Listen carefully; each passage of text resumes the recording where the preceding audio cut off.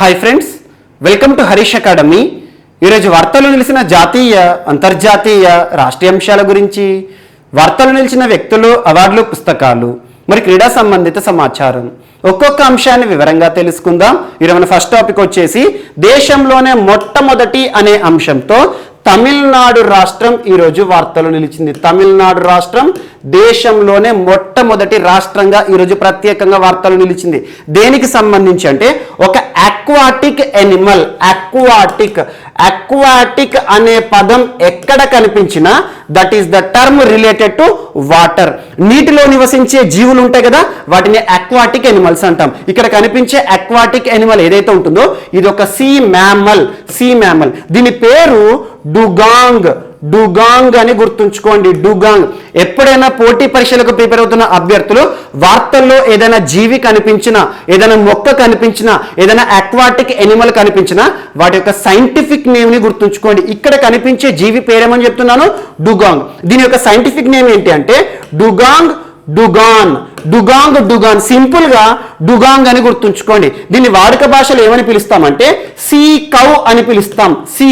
So see cow అని పిలిచినా లేదా డుగాంగ్ అని పిలిచినా ఒకే జీవి. సో ఏదైతే ఉంటుందో ఈ అక్వాటిక్ ఎనిమల్ ని సంరక్షించడానికి దేశంలోనే మొట్టమొదటిసారి ఒక కన్జర్వేషన్ రిజర్వ్, ఆ కన్జర్వేషన్ రిజర్వ్ ఏంటి, డుగాంగ్ కన్జర్వేషన్ రిజర్వ్ ని ఏ రాష్ట్ర ప్రభుత్వం ఏర్పాటు చేస్తుంది అంటే తమిళనాడు రాష్ట్ర ప్రభుత్వం. తమిళనాడు రాష్ట్ర ప్రభుత్వం చేసిన కీలక ప్రకటన ఈరోజు ఏంటంటే సో డుగాంగ్ల సంరక్షణ కోసం ప్రత్యేకంగా ఒక కన్జర్వేషన్ రిజర్వ్ ని ఏర్పాటు చేయడానికి ప్రణాళికను సిద్ధం చేయడం జరిగింది మా రాష్ట్ర ప్రభుత్వం అని చెప్పేసి తమిళనాడు రాష్ట్ర ముఖ్యమంత్రి ఎంకే స్టాలిన్ గారు ఒక ప్రకటన చేశారు. ఇక్కడ చూడండి, డుగాంగ్ కన్జర్వేషన్ రిజర్వ్ అని గుర్తుంచుకోండి సరిపోతుంది. దేశంలోనే మొట్టమొదటిసారి డుగాంగ్లను కాపాడడానికి ఒక కన్జర్వేషన్ రిజర్వ్ తమిళనాడు రాష్ట్రం. మరి డుగాంగ్లను ఎందుకు కాపాడాల్సి వస్తుందంటే ఇటీవల చాలా డుగాంగ్లు మరణిస్తున్నాయి. మరణం ఎందువల్ల అంటే ఇవి ఎదుర్కొంటున్న థ్రెట్స్. ఇటీవల కాలంలో చాలా వరకు యాక్చువల్గా డుగాంగ్స్ ఎక్కడ నివసిస్తాయి అంటే సముద్ర ప్రాంతంలో, ముఖ్యంగా మనకి ల్యాండ్ వాటర్ కలిసే ప్రాంతం ఉంటుంది కదా, సీ షోర్ ఏరియా ఉంటుంది కదా, అక్కడే ఎక్కువగా ఇవి జీవించడం జరుగుతుంది. అంటే సముద్ర ప్రాంతము, భూమి కలిసే ప్రాంతం ఉంటుంది కదా, అక్కడ సీ గ్రాస్ ని తింటూ ఇవి బతుకుతాయి. ఆ ప్రాంతంలో ఎక్కువగా పొల్యూషన్, మెరైల్ పొల్యూషన్ సంబంధిత అంశాల బారిన పడి at the same time seagrass లభ్యం కాని పరిస్థితిలో చాలా వరకు డుగాంగ్లు మరణించడం జరుగుతుంది. ఈ మరణిస్తున్న డుగాంగ్లను దృష్టిలో ఉంచుకొని తమిళనాడు రాష్ట్ర ప్రభుత్వం ఏం చెప్తోంది అంటే సో డుగాంగ్లను సంరక్షించడానికి ఇప్పటివరకు దేశంలో ఏ రాష్ట్ర ప్రభుత్వం కూడా ప్రత్యేకంగా కన్జర్వేషన్ రిజర్వ్ ని ఏర్పాటు చేయలేదు, సంరక్షణ కేంద్రాన్ని. దానికి సంబంధించిన ప్రణాళికను మేము సిద్ధం చేశాము. దేశంలోనే మొట్టమొదటిసారి పాల్క్ స్ట్రేట్ వద్ద డుగాంగ్లకి సంబంధించిన సంరక్షణ కేంద్రాన్ని ఏర్పాటు చేస్తున్నాం అని చెప్పేసి తమిళనాడు రాష్ట్ర ప్రభుత్వం ఒక కీలక ప్రకటన చేసింది. మరి పాక్ స్ట్రేట్ దగ్గర ఎందుకు అంటే ఈ పాక్ స్ట్రేట్ ప్రాంతంలో కానివ్వండి అండ్ శ్రీలంక బార్డర్ లో at the same time Gulf of Mannar ప్రాంతం ఉంటుంది కదా, ఈ ప్రాంతంలో ఎక్కువగా డుగాంగ్లు నివసిస్తూ ఉంటాయి. సో డుగాంగ్లు నివసించే ప్రాంతంలోనే ప్రత్యేకంగా వాటి యొక్క సంరక్షణను చూసుకోబోతోంది తమిళనాడు రాష్ట్ర ప్రభుత్వాన్ని గుర్తుంచుకోండి సరిపోతుంది. ఇలాంటి అంశాలను తరచూ మనం చూస్తున్నాం. డుగాంగ్లకి సంబంధించి దేశంలోనే మొట్టమొదటి రాష్ట్రంగా తమిళనాడు రాష్ట్రం వార్తలు నిలిచింది కదా, అలా ఇటీవల ఒక అక్వాటిక్ ఎనిమల్ ఏంటి, డాల్ఫిన్. సో డాల్ఫిన్లకి సంబంధించి దేశంలోనే మొట్టమొదటి రాష్ట్రంగా బీహార్ రాష్ట్రం వార్తలు నిలిచింది. ఆల్మోస్ట్ ఒక 2 months బ్యాక్ మీకు చెప్పాను, దేశంలోనే మొట్టమొదటిసారి నేషనల్ డాల్ఫిన్ రీసెర్చ్ సెంటర్ ఏ రాష్ట్రం, బీహార్ రాష్ట్రానికి సంబంధించి ఏర్పాటై వార్తలు నిలిచింది. ఎట్ ద సేమ్ టైం ఈ వన్యప్రాణులకి సంబంధించి కానివ్వండి, అక్వాటిక్ ఎనిమల్స్ కి సంబంధించి కానివ్వండి, సంరక్షణ సంబంధిత అంశాలతో వార్తలు ఇచ్చిన రాష్ట్రాలపైన ప్రత్యేక శ్రద్ధ చూపండి. ఎగ్జాంపుల్, మంచు చిరుతల సంరక్షణ కేంద్రం. దేశంలోనే మొట్టమొదటిసారి స్నో లెపర్డ్స్ అంటాం, మంచు ప్రాంతంలో నివసించే చిరుతలు ఉంటాయి కదా, మంచు చిరుతలను సంరక్షించడానికి దేశంలోనే మొట్టమొదటిసారి ఏ రాష్ట్రము మంచు చిరుతల సంరక్షణ కేంద్రం సంబంధిత అంశంతో వార్త నిలిచింది, ఉత్తరాఖండ్ రాష్ట్రం. ఇక్కడ ఒక పాయింట్ లో కన్ఫ్యూజ్ అవ్వకండి. జస్ట్ 2 days బ్యాక్ మంచు చిరుతలకి సంబంధించి లడక్ కేంద్రపాలిత ప్రాంతం వార్త నిలిచింది. లడక్ కేంద్రపాలిత ప్రాంతం ఏమని ప్రకటించింది ప్రభుత్వం, అక్కడ ఏమంటున్నారంటే మంచు చిరుత ఏదైతే ఉంటుందో ఉంటుందో ఆ మంచు చిరుతని లడఖ్ కేంద్రపాలిత ప్రాంతానికి అఫీషియల్ ఎనిమల్ గా గుర్తింపునివ్వడం జరిగింది. మంచు చిరుతల సంరక్షణ ఏదైతే ఉంటుందో సంరక్షణ కేంద్రం అనగానే ఉత్తరాఖండ్ రాష్ట్రం, కానీ మంచు చిరుత ఏ కేంద్రపాలిత ప్రాంతానికి ఇటీవల అఫీషియల్ ఎనిమల్ గా గుర్తింపు పొంది వార్తలు ఇచ్చిందంటే లడాక్. ఈ 2 పాయింట్లను ఖచ్చితంగా కన్ఫ్యూజ్ కాకుండా గుర్తుంచుకోండి. సో ఇలాంటి అంశాలు ఏవైతే ఉంటాయో ముఖ్యంగా జీవులకు సంబంధించి సంరక్షణ అనే అంశంతో మొట్టమొదటి అనే అంశంతో ఏ రాష్ట్రాలు అయితే వార్తలు ఇచ్చారో వాటిపైన ప్రత్యేకంగా చూడండి. దేశంలోనే మొట్టమొదటిసారి డుగాంగ్ల సంరక్షణ కోసం డుగాంగ్ కన్జర్వేషన్ రిజర్వ్ అనగానే ఇక తమిళనాడు రాష్ట్రంలో గుర్తుంచుకోండి. సో డుగాంగ్ ఏదైతే ఉంటుందో ఈ జీవి ప్రస్తుతం వల్నరబుల్ కేటగిరీలో ఉంది. వల్నరబుల్ అంటే అంతరించిపోయే దశ ఏదైతే ఉంటుందో ఎండేంజర్డ్, ఎక్స్టింక్ట్ అని చూస్తాం కదా. సో ఈ వల్నరబుల్ కేటగిరీ కానివ్వండి, ఎండేంజర్డ్ అండ్ ఎక్స్టింక్ట్ ఈ కేటగిరీ మొత్తం రెడ్ డేటా బుక్ ఎవరు రిలీజ్ చేస్తారో IUCN international union for conservation of nature and natural resources IUCN కేటగిరీలో ఈ డుగాంగ్ ఏ కేటగిరీలో ఉందంటే వల్నరబుల్ కేటగిరీలో ఉందని గుర్తుంచుకోండి సరిపోతుంది. అండ్ ఇటీవల కాలంలో తమిళనాడు రాష్ట్రం తరచూ వార్తలు నిలుస్తోంది. కురువై కల్టివేషన్ స్కీమ్ అని చెప్పాను. కురువై కల్టివేషన్ అనగానే ఏ డెల్టా ప్రాంతం గుర్తుకు రావాలి? కావేరీ డెల్టా ప్రాంతం వ్యవసాయాన్ని గుర్తుకు రావాలి. కురువై కల్టివేషన్ అనగానే తమిళనాడు రాష్ట్రం. And at the same time ఇటీవల ఒక వివాదాస్పద ప్రాజెక్ట్ మెకేదాతు ప్రాజెక్ట్ ఏ 2 రాష్ట్రాల మధ్య వివాదాస్పదమవుతూ తరచు వార్తలు ఇస్తుంది? తమిళనాడు రాష్ట్రం పైన ఉన్న కర్ణాటక రాష్ట్రం. సో కర్ణాటక రాష్ట్ర ప్రభుత్వం నిర్మిస్తున్న ఒక వివాదాస్పద ప్రాజెక్టే మెకేదాతు. ఈ ప్రాజెక్ట్ ని వ్యతిరేకిస్తూ ఇటీవల తమిళనాడు రాష్ట్రం సుప్రీంకోర్టుకు వెళ్ళడం జరిగిందని చెప్పేసి మీకు 1 వీక్ బ్యాక్ చెప్పాను. ఈ అంశాన్ని చూడండి. ఎట్ ద సేమ్ టైం ఇటీవల తమిళనాడు రాష్ట్రానికి సంబంధించి రాష్ట్ర ప్రభుత్వం మహిళలందరికీ కూడా ఉచిత బస్సు సౌకర్యం అని చెప్పేసి ప్రత్యేకంగా వార్తలు ఇచ్చింది. అండ్ సోషాలజీకి సంబంధించి కూడా ఇటీవల తమిళనాడు రాష్ట్రం ప్రత్యేకంగా వార్తలు ఇచ్చింది. ఆ టాపిక్ ఏంటి? అన్ని కులాల వారికి గుళ్ళు ఉంటాయి కదా, దేవాలయాల్లో పూజారులుగా అవకాశం కల్పిస్తూ తమిళనాడు రాష్ట్ర ప్రభుత్వం ఉత్తర్వులను విడుదల చేసింది. నియామక ప్రక్రియ కూడా చేపట్టడం జరిగింది. మొదటి విడతలో 58 మందికి ఉత్తర్వులు ఇచ్చారు. అంటే ఏంటంటే అన్ని కులాలు అంటే ఏంటంటే ప్రస్తుతం చూడండి, పూజారి అనగానే మనకు బ్రాహ్మణులు గుర్తుకొస్తారు. బ్రాహ్మణేతరులకు కూడా పూజారులుగా అవకాశం ఇస్తూ ఇటీవల వార్తలు ఇచ్చిన రాష్ట్రం ఏదంటే తమిళనాడు రాష్ట్రం. అండ్ మక్కలైతేడి మాధవం అని చెప్పేసి ఇటీవల కాలంలో మక్కలైతేడి మారుతువం అనే ప్రోగ్రామ్ ఏంటి?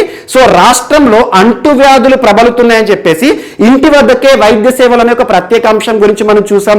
At the same time Tamil Nadu రాష్ట్ర ప్రభుత్వం ఒక ఎకనామిక్ అడ్వైజరీ కౌన్సిల్ ని నియమించి వార్తలు ఇచ్చింది. Economic advisory council to chief minister of Tamil Nadu అని చెప్పాను. సో ఆ కమిటీలో ఎవరెవరున్నారు ప్రముఖులు? ఎగ్జాంపుల్ ఎస్తర్ డఫ్లో గారు, జీన్ డ్రెస్ అండ్ రంగరాజన్ గారు, ఎవరైతే రఘురామ్ రాజన్ గారు, ఇలాంటి ప్రముఖ ఆర్థికవేత్తల ఆధ్వర్యంలో ఎకనామిక్ అడ్వైజరీ కౌన్సిల్ మనకి తమిళనాడు రాష్ట్రానికి సంబంధించి వార్తలు ఇచ్చింది. ఈ టాపిక్స్ అన్నింటిని కూడా లింకప్ చేసుకోండి. ఇటీవలే తమిళనాడు రాష్ట్రంలో సార్వత్రిక ఎన్నికలు ముగిశాయి. నూతన ముఖ్యమంత్రిగా డిఎంకే అధినేత ద్రవిడ మున్నేట్ర కழகம் సో డిఎంకే అధినేత స్టాలిన్ గారు ప్రస్తుతం ముఖ్యమంత్రిగా విధులు నిర్వర్తిస్తున్నారు. ఇవన్నీ టాపిక్స్ ని లింకప్ చేసుకోండి. కానీ ఈ రోజు వార్తలు ఇచ్చింది మనకి డుగాంగ్ కన్జర్వేషన్ రిజర్వ్ విషయంలో దేశంలోనే మొట్టమొదటి రాష్ట్రంగా తమిళనాడు రాష్ట్రం. అండ్ నెక్స్ట్ దేశంలోనే మొట్టమొదటి అనే అంశంతో ఈరోజు ముంబై వార్తలు నిలిచింది. Mumbai. So Brihan Mumbai municipal corporation లేదా ముంబై డిస్టిక్ ఏ రాష్ట్రంలో? మహారాష్ట్ర. దేశంలోనే మొట్టమొదటి జిల్లాగా మొట్టమొదటి మున్సిపల్ కార్పొరేషన్ గా బ్రిహన్ ముంబై మున్సిపల్ కార్పొరేషన్ వార్తలు ఇచ్చింది. దేనికి సంబంధించి? COVID-19 వ్యాక్సినేషన్ కి సంబంధించి 1 కోటికి పైగా వయోజనులైన వారికి at least single dose COVID-19 vaccine ఇచ్చిన మొట్టమొదటి మున్సిపల్ కార్పొరేషన్ లేదా మొట్టమొదటి జిల్లా ఏది అని కమింగ్ ఎగ్జామినేషన్ అడిగారు అనుకోండి, ముంబై లేదా బ్రిహన్ ముంబై అని గుర్తుంచుకోండి. Mumbai district Brihan Mumbai municipal corporation పరిధిలో అని గుర్తుంచుకోండి. దేశంలోనే మొట్టమొదటి అనే టాపిక్ ఇటీవల COVID-19 వ్యాక్సినేషన్ సంబంధించి తరచూ మనం చూస్తున్నాం. ఎగ్జాంపుల్ దేశంలోనే మొట్టమొదటి సిటీగా భువనేశ్వర్ సిటీ వార్తలు నిలిచింది. భువనేశ్వర్ సిటీ ప్రత్యేకత ఏంటి? ఒడిషా రాష్ట్రంలోని Bhubaneswar city India's first 100% COVID-19 vaccinated city నగరం. అదే ఇటీవల వయనాడ్ డిస్టిక్ వార్తలు నిలిచింది. వయనాడ్ డిస్టిక్ ఏ రాష్ట్రంలో ఉంటుంది? కేరళ రాష్ట్రంలో ఉంటుంది.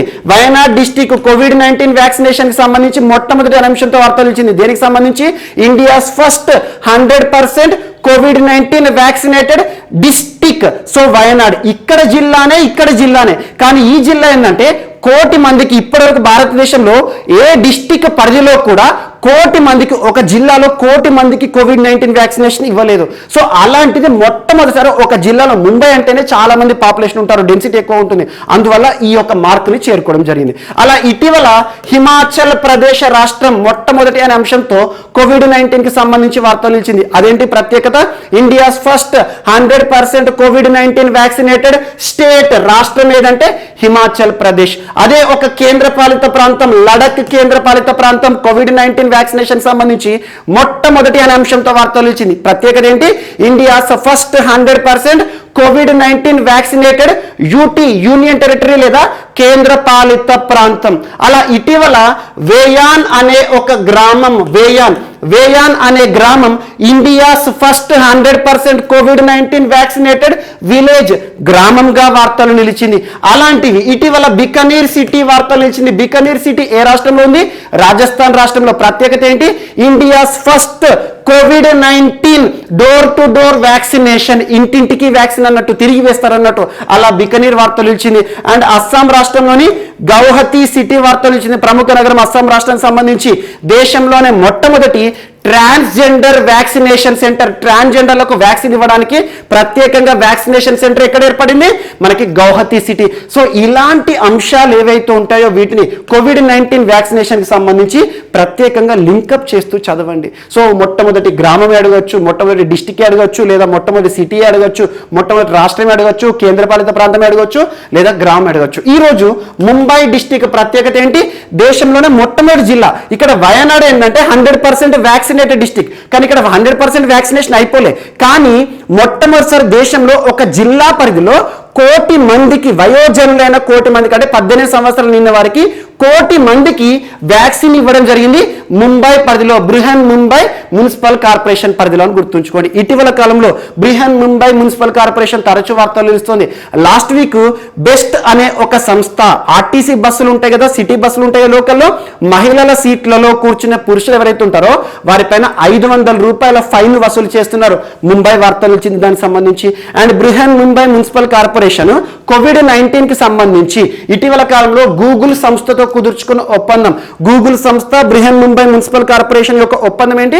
గూగుల్ మ్యాప్స్ ఉంటాయి కదా, మనం ఒక ప్రాంతం నుండి ఒక ప్రాంతానికి వెళ్ళాలంటే గూగుల్ మ్యాప్స్ ఓపెన్ చేస్తాం. బృహన్ ముంబై మున్సిపల్ కార్పొరేషన్ పరిధిలో ఎక్కువగా ఏ ప్రాంతంలో అయితే COVID-19 కేసెస్ నమోదవుతున్నాయో ఆ ప్రాంతాలను గూగుల్ మ్యాప్స్ లో గ్రే కలర్ లో చూపించడం జరుగుతుంది. ఆటోమేటిక్ గా ప్రజలు ఆ ప్రాంతానికి వెళ్ళేటప్పుడు అప్రమత్తం అవుతారు అన్నట్టు. అలాంటిది. అండ్ దేశంలోనే మొట్టమొదటిసారి ట్రాఫిక్ సిగ్నల్స్ ఉంటాయి కదా, ట్రాఫిక్ సిగ్నల్స్ పైన మహిళా చిహ్నాలను వేస్తున్న ఒక corporation Brihan Mumbai municipal corporation. ఇలాంటి అంశాలన్నింటినీ కూడా లింకప్ చేస్తూ చదవండి. దేశంలోనే మొట్టమొదటి కోటి మంది వయోజనులకు వ్యాక్సిన్ ఇచ్చిన మొట్టమొదటి డిస్టిక్ ఏదంటే ముంబై డిస్టిక్ అని గుర్తుంచుకోండి. అండ్ నెక్స్ట్, ఎలాగో మహారాష్ట్ర గురించి మనం డిస్కస్ చేస్తున్నాం కాబట్టి మహారాష్ట్రకి సంబంధించి, మహారాష్ట్రలో మాట్లాడే భాష ఏంటి? మరాఠీ. సో మరాఠీ భాషలో దేశంలోనే మొట్టమొదటి OTT ప్లాట్ఫామ్ ఇటీవల వార్తలు ఇచ్చింది. యాక్చువల్గా మన తెలుగులో కూడా OTT ప్లాట్ఫామ్స్ ఉంటాయి. OTT ప్లాట్ఫామ్ అంటే మన తెలుగులో ఆహా కానివ్వండి, చాలా ఉన్నాయి. సో అలాంటివి కేవలం తెలుగు భాషకు మాత్రమే పరిమితం కావు. అలాంటిది ఒక భాషకి మాత్రమే పరిమితం అవుతూ, ఒక భాషకి సంబంధించిన మూవీస్, ఒక భాషకి సంబంధించిన ప్రోగ్రామ్స్, ఒక భాషకి సంబంధించిన సీరియల్స్ ని టెలికాస్ట్ చేయడానికి ప్లానెట్ మరాఠీ అనే ఒక OTT ప్లాట్ఫామ్ ఇటీవల ప్రారంభమవడం జరిగింది. ప్లానెట్ మరాఠీ OTT దేనికి సంబంధించి? ప్లానెట్, ఇది కేవలం మరాఠీ భాషలోని సినిమాలు, సీరియల్స్, ప్రోగ్రామ్స్ సంబంధించి. ఇందులో ఇంగ్లీష్ కానీ, చివరికి హిందీ కానీ, తెలుగు కానీ, మలయాళం కానీ ఏవి కూడా ఉండవు. సో అలా మరాఠీ కోసం, ఒక భాష కోసం ప్రత్యేకంగా దేశంలోనే మొట్టమొదటి OTTగా మనకు ప్లానెట్ మరాఠీ వార్తల్లో నిలిచింది. సో ఇలాంటి అంశాలు. ఇటీవల కేరళ రాష్ట్రం కూడా ఓటీటీకి సంబంధించి దేశంలోనే మొట్టమొదటి రాష్ట్రంగా వార్తలు నిలిచింది. దీనికి సంబంధించి సో కేరళ ప్రభుత్వం తీసుకున్న నిర్ణయం ఏంటంటే, కేరళ ప్రభుత్వ అధికారిక ఓటీటీల విషయంలో చిన్న సినిమాలకు న్యాయం జరగట్లేదు అని చెప్పేసి, అన్ని సినిమాలకు సమాన భాగస్వామ్యం కల్పించాలని చెప్పేసి కేరళ ప్రభుత్వం సొంతంగా ఒక ఓటీటీని నిర్మిస్తోందని చెప్పేసి మీకు చెప్పాను. అలా దేశంలో మరాఠీ భాష కోసం ప్రత్యేకంగా ఒక ఓటీటీ ఇటీవల వార్తలు ఇచ్చింది, ప్లానెట్ మరాఠీ. ఇంపార్టెంట్, ఇలాంటి కొన్ని నేషనల్ వేర్ ఎగ్జామ్స్ లో అడుగుతారు. సో ఈ ప్లానెట్ మరాఠీలో దాదాపు 1000 అవర్స్ ప్రోగ్రామ్స్ ఇప్పటికే అందుబాటులో ఉంచడం జరిగింది. ఈ ఓటీటీ ప్లాట్ఫామ్ ని మాధురి దీక్షిత్ గారి చేతుల మీదుగా ఆవిష్కరించడం జరిగింది ఇటీవల కాలంలో. సో మహారాష్ట్రకి సంబంధించి ఇటు 2 టాపిక్స్ ను కూడా లింకప్ చేస్తూ చదవండి. అండ్ నెక్స్ట్, ఇటీవల మహారాష్ట్రకి సంబంధించి రాజీవ్ గాంధీ గారి పేరు తరచూ వార్తలు నిలుస్తుంది. రాజీవ్ గాంధీ ఫిల్మ్స్, మనకి రాజీవ్ గాంధీ సైన్స్ సిటీ అని చెప్పాను, పూణే ప్రాంతంలో ఏర్పాటు అవుతుంది. At the same time Rajiv Gandhi IT awards అని చెప్పాను. సో రాజీవ్ గాంధీ అనే పేరుతో ఇటీవల ఏ నూతన పథకాలు కానీ ప్రాజెక్ట్ కానీ వార్తలు నిలిచాయంటే అది మహారాష్ట్రకి సంబంధించి. అండ్ నెక్స్ట్, బ్రిక్స్ ఈరోజు వార్తలు నిలిచింది. సో బ్రిక్స్ కి సంబంధించి యాక్చువల్గా 2 అంశాలు. ఒకటి వచ్చేసి ఈ September 9th, so September 9th రోజున బ్రిక్స్ దేశాల ఆధ్వర్యంలో, బ్రిక్స్ దేశాధినేతల ఆధ్వర్యంలో 13th ఎడిషన్ శిఖరాగ్ర సమావేశం జరగబోతోంది. 13th edition of BRICS summit. దేశాధినేతలు అంటే ఈ 5 దేశాలు ఏవైతే ఉంటాయో ఈ దేశాధినేతలు పార్టిసిపేట్ చేయడం జరుగుతుంది.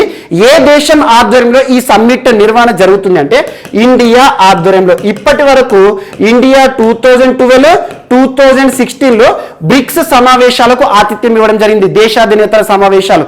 అలాంటిది ఈ 13th మరొకసారి బ్రిక్స్ దేశాధినేతల ఆధ్వర్యంలో ఒక సమావేశం జరగబోతుంది. బ్రిక్స్ 5 దేశాల పేర్లేంటి? మనకు Brazil, Russia, India, China, south Africa. ప్రత్యేకత ఏంటి? ప్రస్తుతం ప్రపంచంలోని పాపులేషన్ ఏదైతే ఉంటుందో ప్రతి 100 మందిలో 41%, అంటే 41% of the total world population ఎక్కడ ఉంటారో బ్రిక్స్ దేశాలు, ఈ 5 దేశాల్లోనే నివసిస్తున్నారు.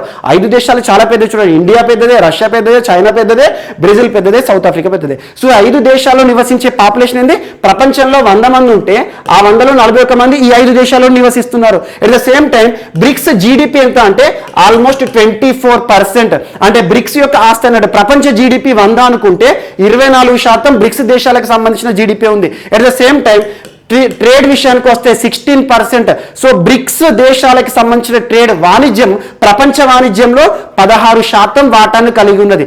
అలాంటి బ్రిక్స్ దేశాలకు సంబంధించిన ఒక బ్యాంక్, ఆ బ్యాంక్ పేరేంటి? New development bank. దీని యొక్క ప్రధాన కేంద్రం ఎక్కడ? షాంఘై కేంద్రంగా పనిచేస్తున్న న్యూ డెవలప్మెంట్ బ్యాంక్ ఈ బ్రిక్స్ దేశాలకు రుణాలను అందించడం జరుగుతుంది. చాలా తక్కువ కండిషన్స్ ఉంటాయి ఈ దేశాల అభివృద్ధి కార్యక్రమాల కోసం. అలాంటి న్యూ డెవలప్మెంట్ బ్యాంక్ లో ఇటీవల 3 కొత్త సభ్య దేశాలు చేరడం జరిగింది. ఆ పేర్లు గుర్తుంచుకోండి సరిపోతుంది. ఒకటి వచ్చేసి బంగ్లాదేశ్, సెకండ్ ఉరుగ్వే, థర్డ్ వచ్చేసి UAE, United Arab Emirates. Group of 7 Emirates, 7 Emirates కలిస్తేనే యుఏఈ అని ఒక దేశం. అలా ఇటీవల ఉరుగ్వే దేశం, ఉరుగ్వే అంటే సౌత్ అమెరికా ఖండంలో ఉంటుంది, అంటే బ్రెజిల్ కి దగ్గర ఉంటుంది. ఉరుగ్వే, పరాగ్వే ఇవన్నీ కూడా ఫుట్బాల్ పరంగా నెంబర్ 1 ఉంటాయి. సో అలా బ్రిక్స్ దగ్గర ఉండే దేశం ఉరుగ్వే, మరియు భారతదేశం పక్క దేశం బంగ్లాదేశ్, యుఏఈ. ఈ 3 దేశాలు కూడా నేషనల్ డెవలప్మెంట్ బ్యాంక్ లో సభ్య దేశాలుగా ఇటీవల చోటు సంపాదించుకోవడం జరిగింది. జస్ట్ ఒక పాయింట్ ని ఇక్కడే యాడ్ చేసుకోండి. బ్రిక్స్ కి సంబంధించిన ఈ 2 టాపిక్స్ ని లింకప్ చేస్తూ మీకు చెప్పడం జరిగింది. ఇది ఒకటి ఇంపార్టెంట్. అండ్ నెక్స్ట్,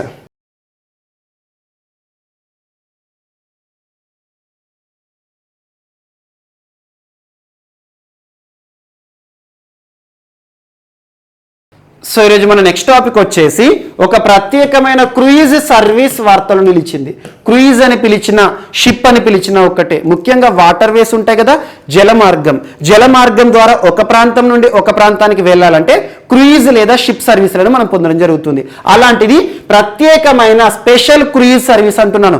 ఈ ప్రత్యేకత దేనికంటే 2 ప్రాంతాలకి, 2 చారిత్రాత్మక ప్రాంతాలను కలిపే ప్రత్యేక క్రూయిజ్ సర్వీసులను నిన్నటి రోజున యూపీ రాష్ట్ర ప్రభుత్వం, యూపీ టూరిజం డిపార్ట్మెంట్ వారు పర్యాటక రంగానికి ప్రోత్సాహం ఇవ్వాలి అనే ఉద్దేశంలో భాగంగా ప్రారంభించడం జరిగింది. ఇక్కడ 2 చారిత్రాత్మక ప్రాంతాలు అంటున్నాను.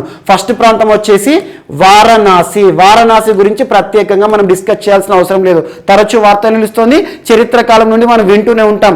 వారణాసి ముఖ్యంగా హిందువులకు పవిత్ర ప్రదేశం. ప్రతి హిందూ మతస్థుడు కూడా జీవితంలో ఒక్కసారైనా కూడా వారణాసికి వెళ్ళాలి, పవిత్ర గంగా నదిలో స్నానమాచరించేసి కాశీ విశ్వేశ్వరుడు దర్శించుకోవాలని చెప్పేసి భావిస్తూ ఉంటారు. అలాంటి వారణాసి ఒక పవిత్ర ప్రాంతాన్ని అండ్ చునార్ అనే ఒక చారిత్రాత్మక ప్రాంతం. మీరు SSC CGL, SSC CHSL exams కనుక రాసినట్టయితే పోటీ పరీక్షలకు సంబంధించి కాంపిటేటివ్ ఎగ్జామ్స్ చూడండి, నేషనల్ లెవెల్ ఎగ్జామ్స్ చాలాసార్లు ఒక ప్రశ్నను రిపీట్ చేస్తున్నారు. అదేంటంటే historical Chunar fort is located in which state అంటారు. చునార్ ఫోర్ట్, చునార్ కోట అనగానే యూపీ రాష్ట్రం గుర్తుకు రావాలి. ఉత్తరప్రదేశ్ రాష్ట్రంలోని మీర్జాపూర్ అనే జిల్లాలోని చునార్ అనే ప్రాంతంలో ఉన్న ఒక చారిత్రాత్మక fort Chunar fort. Chandrakant చునాగఢ్ fort పూర్తి పేరు. 56 BC కాలానికి సంబంధించిన చునార్. ఈ ఫోర్ట్ ని దర్శించుకోవడానికి వారణాసికి వచ్చిన భక్తులు చాలా మంది కూడా ప్రయాణాలు చేస్తూ ఉంటారు. అలా వారణాసి నుండి నేరుగా గంగా నది పైన ప్రయాణం చేస్తూ చునార్ ప్రాంతానికి చేరుకోవాలనే ఉద్దేశంలో భాగంగా ఒక క్రూయిజ్ సర్వీస్ ని నిన్నటి రోజున ఉత్తరప్రదేశ్ రాష్ట్ర ప్రభుత్వం ప్రారంభించడం జరిగింది. ఇక్కడ చునార్ ప్రాంతం వార్తలు నిలిచింది కాబట్టి మీకు చెప్పడం జరుగుతుంది. ఇక్కడ మీకు పోటీ పరీక్షలు అడిగేది ఏంటంటే చునార్ ఫోర్ట్ ఏ రాష్ట్రంలో ఉంది అంటే ఉత్తరప్రదేశ్ రాష్ట్రం. ఈ చునార్ ప్రాంతం ఎక్కడ ఉంటుంది, ఈ ఫోర్ట్ ఎక్కడ ఉంటుంది అంటే వారణాసికి సౌత్ వెస్ట్ ప్రాంతంలో ఉంటుంది. సౌత్ వెస్ట్ ఒక 27 కిలోమీటర్స్ దూరంలో ఉంటుంది. గంగా నది ఒడ్డున ఉండే మరొక ప్రాంతం చునార్, చారిత్రాత్మక ప్రాంతం అండ్ వారణాసి ప్రాంతాలను కలిపే ఒక క్రూయిజ్ సర్వీస్ ని నిన్నటి రోజున యూపీ రాష్ట్ర ప్రభుత్వం ప్రారంభించింది. ఇక్కడ పుణ్యక్షేత్రం వార్తలు ఇచ్చింది కాబట్టి ఇటీవల పుణ్యక్షేత్రాలకు సంబంధించి ప్రసాద్ అనే ఒక ప్రోగ్రాం గురించి తరచూ చెప్తున్నాను.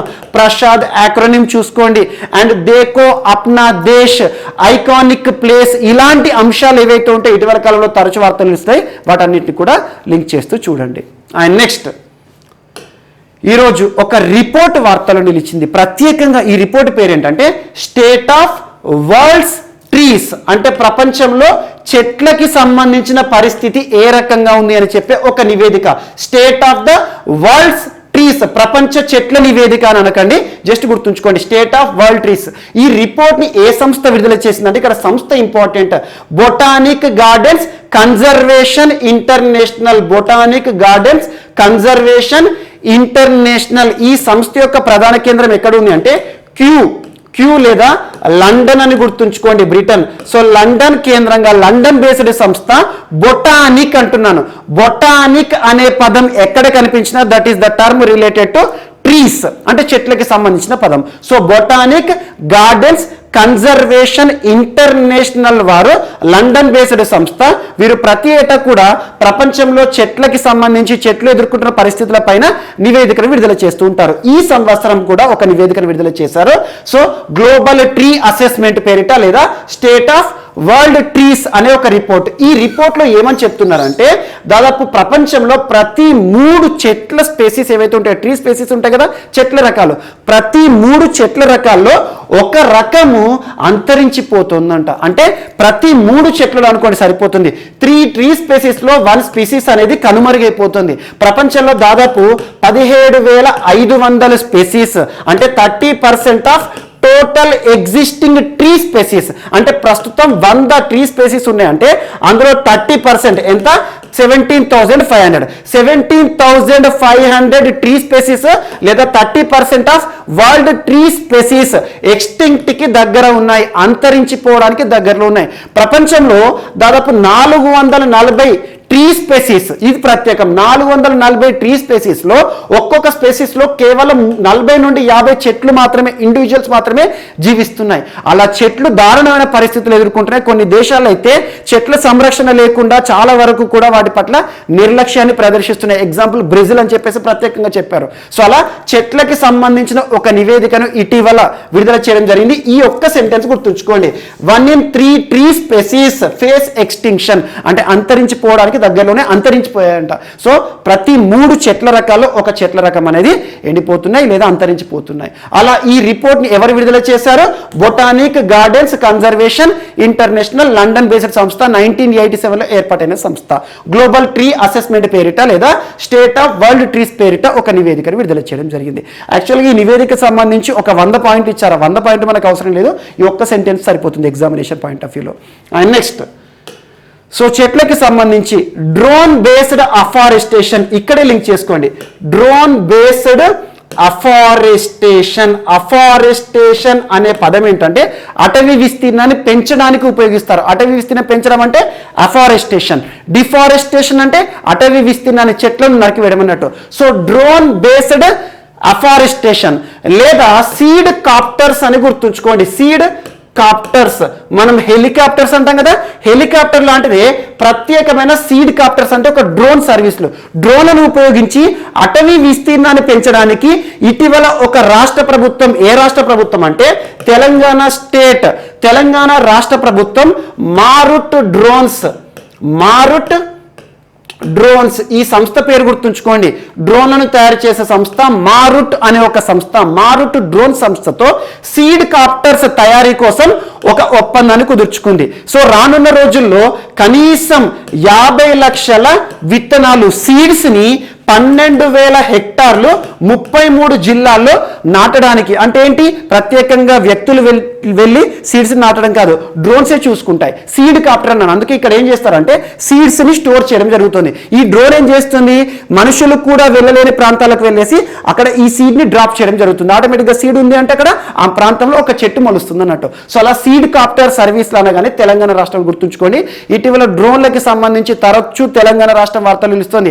గ్రెనేడ్ టెక్నాలజీ, ఇటీవల గ్రెనేడ్ టెక్నాలజీస్ హైదరాబాద్ సంస్థ యాంటీ డ్రోన్ టెక్నాలజీని రూపొందించి వార్తలు నిలిచింది. అండ్ అఫారెస్టేషన్ కి సంబంధించి ఇటీవల మనం హరితహారం కార్యక్రమాన్ని చూసాం తెలంగాణ రాష్ట్రానికి సంబంధించి. జగనన్న పచ్చతోరణ వన మహోత్సవ కార్యక్రమం ఏపీకి సంబంధించి చూసాం. అంకుర్ అనే చెట్లు నాటే కార్యక్రమం ఇటీవల వార్తలు నిలిచింది. ఏ రాష్ట్రానికి సంబంధించి అంటే మధ్యప్రదేశ్ రాష్ట్రానికి సంబంధించి. 75 సంవత్సరాలు నిండిన చెట్లు అంటే 75 సంవత్సరాల వయసున్న చెట్లు ఏవైతే ఉంటాయో వాటికి ప్రాణవాయు దేవత పెన్షన్ యోజన పేరిట చెట్లకి కూడా పెన్షన్ ఇస్తున్న రాష్ట్రంగా హర్యానా రాష్ట్రం వార్తలు నిలిచింది. దేవారణ్య యోజన అని చెప్పేసి మధ్యప్రదేశ్ రాష్ట్రం ఆయుర్వేద మొక్కలను నాటే కార్యక్రమానికి పిలుపునిచ్చింది. ఇటీవల హెరిటేజ్ ట్రీ, చెట్లకి సంబంధించి హెరిటేజ్ ట్రీ అనే కాన్సెప్ట్తో మహారాష్ట్ర వార్తలు ఇచ్చింది. 50 సంవత్సరాల నిండిన చెట్లను కాపాడాలి, హెరిటేజ్ ట్రీగా గుర్తించడం. సో చెట్లు నాటడం అఫారెస్టేషన్ అంటే రాజ్యాంగంలోని ఆర్టికల్ 48A లింకప్ చేసుకోండి. ఆదేశిక సూత్రాలు ఆర్టికల్ 48 ఏం చెప్తుంది, సో అటవీ విస్తీర్ణాన్ని పెంచాలి, అందుకోసం చెట్లను నాటాలి. So drone based afforestation Telangana. So Marut drones అనే సంస్థతో తెలంగాణ రాష్ట్రం ప్రభుత్వం ఒప్పందం కుదుర్చుకుంది సీడ్ కాప్టర్స్ కోసం. సీడ్ కాప్టర్స్ అంటే హెలికాప్టర్ లాంటిది, అన్మాన్డ్ ఎయిర్ వెహికల్ ద్వారా సీడ్స్ ని బిగించేసేసి మనుషులు కూడా వెళ్ళలేని ప్రాంతాలకు ఈ సీడ్స్ ని వేయడం జరుగుతుంది. ఇదొకటి ఇంపార్టెంట్. అండ్ నెక్స్ట్, ఈరోజు ఒక షెడ్యూల్ వార్తలు నిలిచింది. డెఫ్ అంటే డిఫెన్స్, ఎక్స్పో అంటే ప్రత్యేక ఎగ్జిబిషన్. డిఫెన్స్ కి సంబంధించిన ఒక ఎగ్జిబిషన్ 2022 సంవత్సరం ప్రతి 2 ఏళ్లకు ఒకసారి జరిగే బయన్నియల్ ఎగ్జిబిషన్ లేదా ఎక్స్పో, డిఫెన్స్ ఎక్స్పో అంటే డిఫెన్స్ కి సంబంధించిన ఎక్స్పో.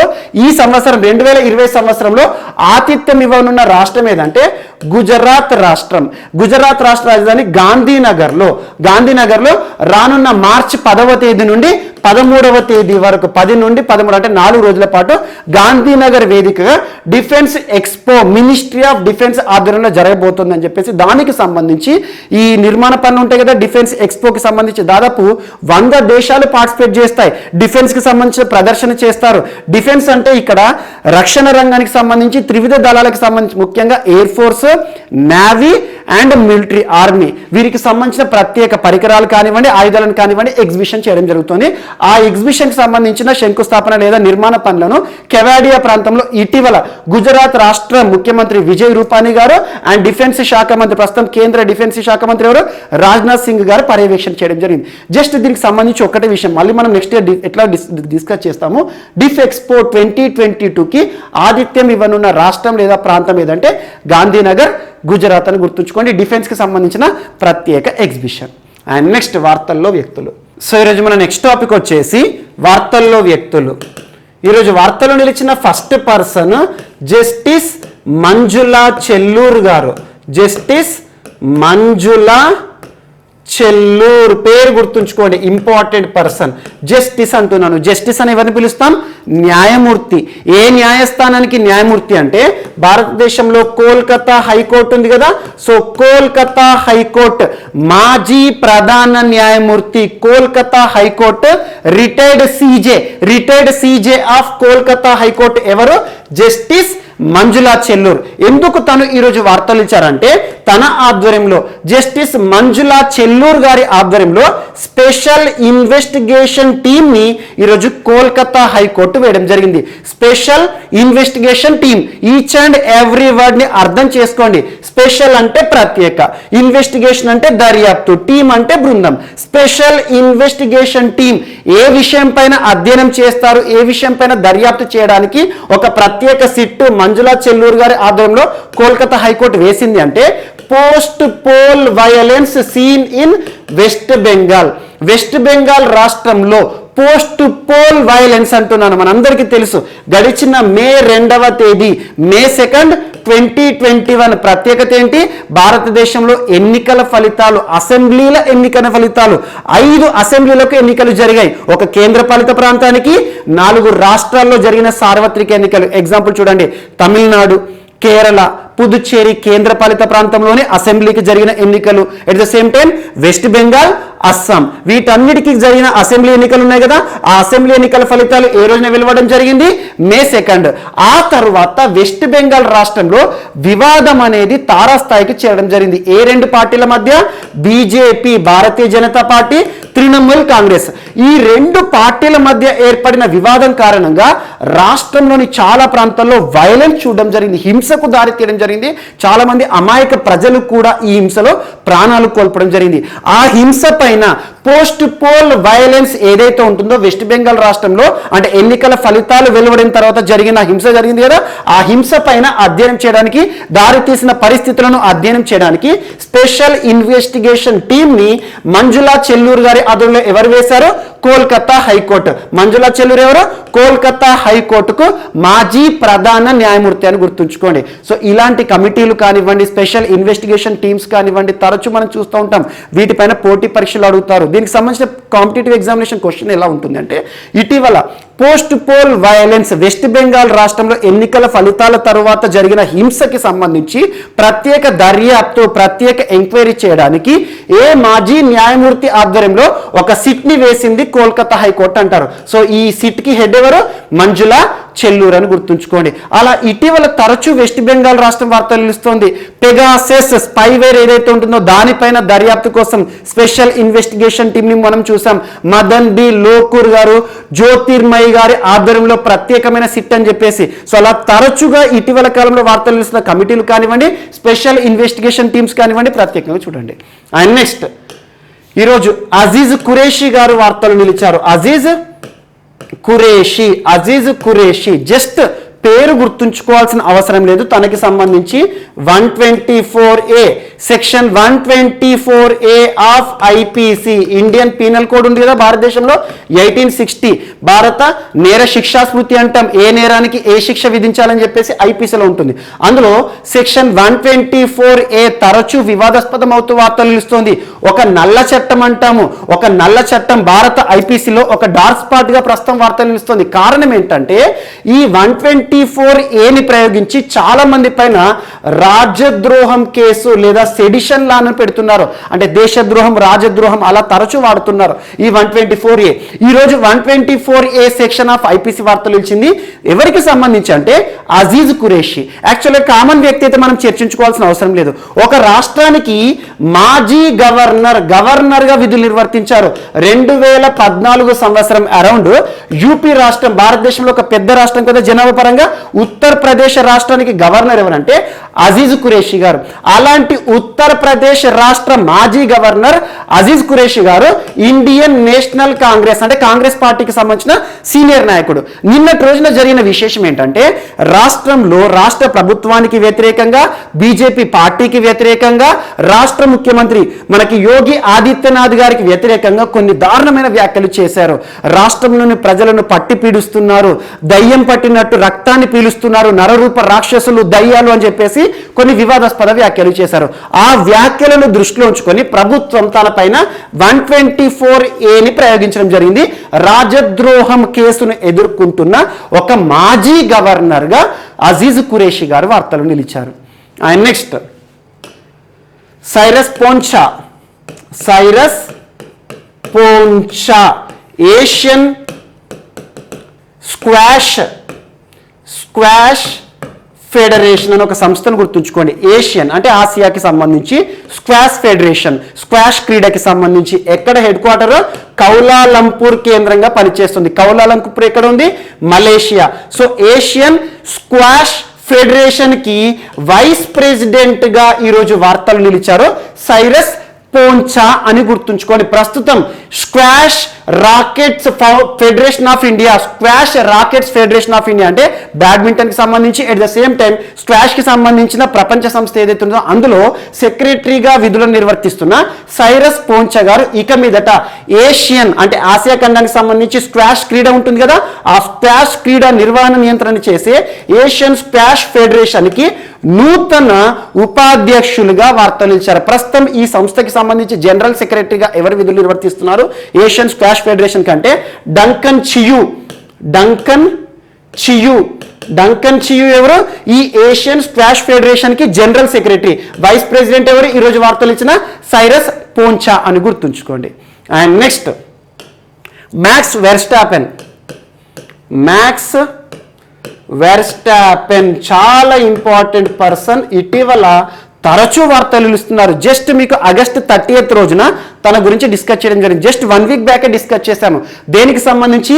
ఇటీవల బెల్జియన్ గ్రాండ్ ప్రీని గెలుపొందడం జరిగింది. బెల్జియన్ గ్రాండ్ ప్రీ అంటున్నాను. సో గ్రాండ్ ప్రీ అనే పదాన్ని ఏ క్రీడకి సంబంధించి వాడతామంటే ఫార్ములా 1 స్పీడ్ కార్లు ఉంటాయి కదా, ఫార్ములా 1 క్రీడ. సో బెల్జియన్ గ్రాండ్ ప్రీ విజేతగా లాస్ట్ వీక్ వార్తలు నిలిచిన మ్యాక్స్ వెర్స్టాపెన్ ఈరోజు డచ్